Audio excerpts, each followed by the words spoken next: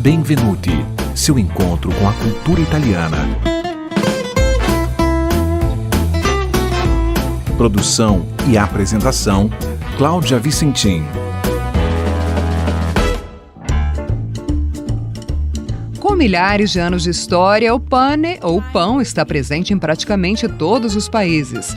Não há muito consenso sobre sua origem. Alguns defendem que as primeiras versões do pão surgiram há mais de 12 mil anos na Mesopotâmia, quando começou o cultivo do trigo, região hoje conhecida como Iraque. Uma das teorias mais aceitas é que o pão, mais parecido com o atual, assado em forno, surgiu no Egito há cerca de 8 mil anos antes de Cristo. Logo depois, os egípcios também descobriram o fermento que trouxe mais leveza à massa. Na Europa, o pão surgiu em 250 a.C. e chegou a ser vendido em espécies de padarias. Com a queda do Império Romano, a fabricação se tornou caseira e o alimento era preparado somente para a família, já que triturar os grãos de trigo era tarefa bem pesada. Com a invenção de moinhos movidos por animais e outros mecanismos, a preparação da massa foi se aprimorando.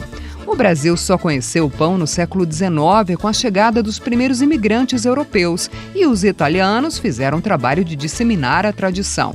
Antes, o costume por aqui era consumir o beiju de tapioca e a massa de farinha de mandioca. O pãozinho nosso de cada dia tem uma aura sacra, muito pela associação com a tradição cristã que tornou o alimento a personificação do corpo de Cristo, através do ritual da hóstia distribuída nas missas. Por aqui, alguns pães tradicionais da Itália já conquistaram nosso paladar e até são comuns, como a ciabatta. Muito apreciado para fazer sanduíches, é um pão mais rústico, de casca crocante, miolo cheio de buraquinhos e sabor diferenciado. Ciabatta é o nome italiano para chinelo ou sandália. E não se sabe se o nome veio do aspecto mais espalhadão e achatado do pão ou pelo fato de sua invenção ser atribuída aos frades franciscanos, que só andavam de chinelo ou sandálias e eram conhecidos como frati di ciabatte, ou frades de sandálias.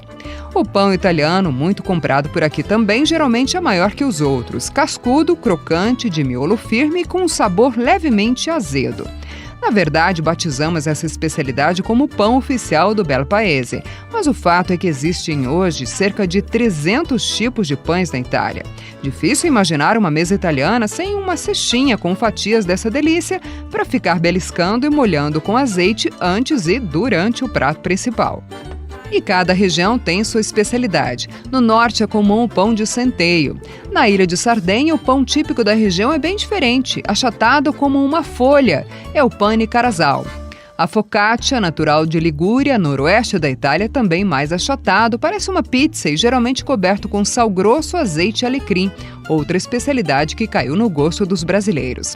O pão é tão valorizado na Itália que jogar fora um pedaço que ficou duro, por exemplo, é quase um sacrilégio. Por isso, ele é reaproveitado de muitas maneiras, especialmente na Toscana, região central do país. Por lá, a massa é famosa e completamente sem sal. Esse pão toscano chamado Chiappo tem história. Conta-se que a tradição do pão sem sal é fruto de um conflito no século XII entre Florença, hoje capital da Toscana, e a República de Pisa, que vendia o sal a preço de ouro. Revoltados com a exploração, os florentinos resolveram abolir o sal do pão. Como a gastronomia da região tem muita carne, salsichas e sopas bem temperadas, o pão toscano complementa esses sabores. E o sal nem faz muita falta, até porque a fermentação natural da massa garante um sabor muito peculiar. Por isso virou também ingrediente de muitas receitas, como a minestra di pane, servida especialmente nas regiões montanhosas e que leva ainda batata, feijão, aipo, cebola, cenoura e repolho. Outra famosa receita é a ribollita, uma potente massa feita com pão mais envelhecido e legumes. Criada pelos antigos camponeses, a sopa era servida no almoço, reaproveitada no jantar e, se sobrasse, também no dia seguinte. Vem daí o nome ribollita, que quer dizer requentada. A propaganda defende que ela fica melhor cada vez que volta para o fogo. E tem ainda o papa al pomodoro, que originalmente era só pão, azeite, alho e sal misturados. O tomate se incorporou à receita e deu nome agora ao prato que ficou famoso e é muito pedido nos restaurantes toscanos.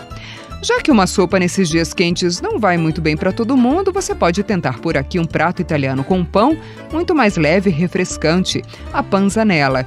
que mistura pão, tomate, pepino, manjericão, cebola e, claro, um ótimo azeite.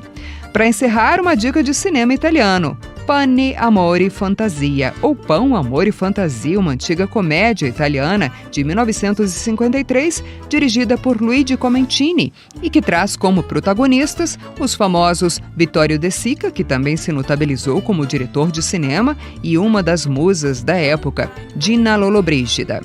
Enquanto você pensa em saborear um belo pane, eu me despeço desse Benvenuti com a música do cantor e compositor italiano Igor Santini, L'uomo dalla faccia di pane, ou O Homem com a Face de Pão, faixa do seu álbum Patchwork della mia adolescenza, de 2019. Tchau, a presto!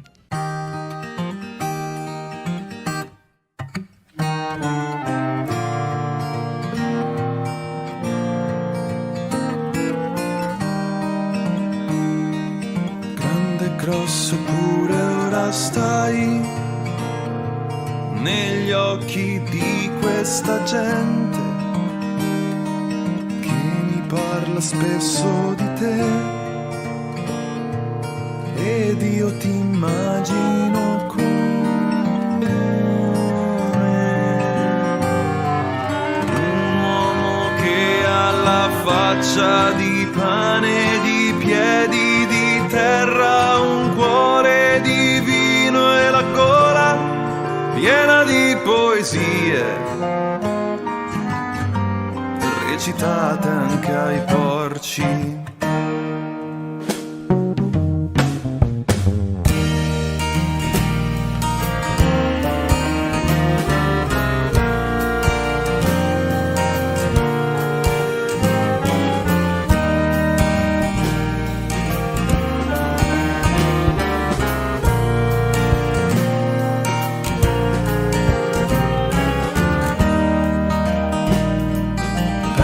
Che se io fossi in te saprei pure affrontare la fine di tutte le cose. Penso che scoppierei a ridere e piangere come farebbe uno che ha la faccia di pane, di piedi di terra, un cuore di vino e la gola piena di poesie recitate anche ai porci.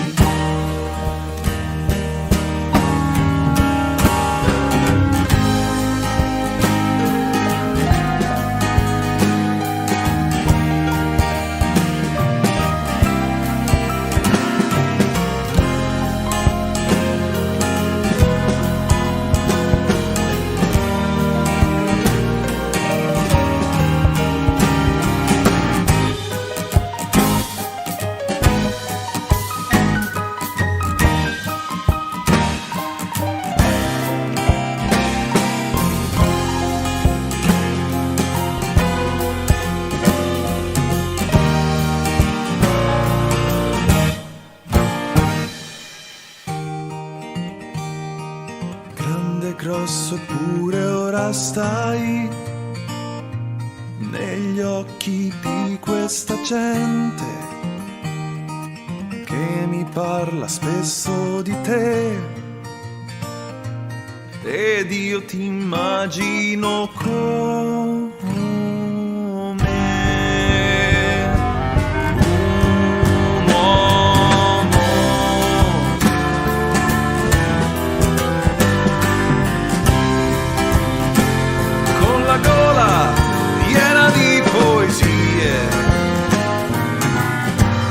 recitate anche ai porci.